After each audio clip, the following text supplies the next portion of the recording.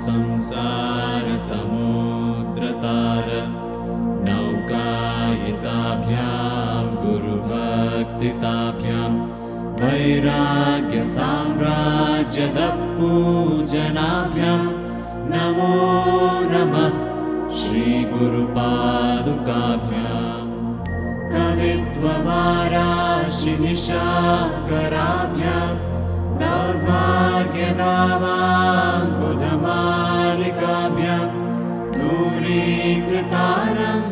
பக்தர்கள் தங்கள் குடும்ப உறுப்பினர்களின் பிறந்த நாள், திருமண நாள் விழா போன்ற சுப தினங்களில் பைரவ அபிஷேக அலங்காரத்திற்கு முன்பதிவு செய்து கொள்ளலாம். அன்றைய தினம் உங்கள் குடும்ப உறுப்பினர்களின் பெயர் மற்றும் நட்சத்திரங்களுக்கு சங்கல்பம் நடைபெற்று மகா பிரசாதம் வழங்கப்படும். வெளியூர் அன்பர்களுக்கு கொரியர் மூலம் அனுப்பி வைக்கப்படும். மேலும் விவரங்களுக்கு கீழே கொடுக்கப்பட்டுள்ள எண்ணில் தொடர்பு கொள்ளலாம்.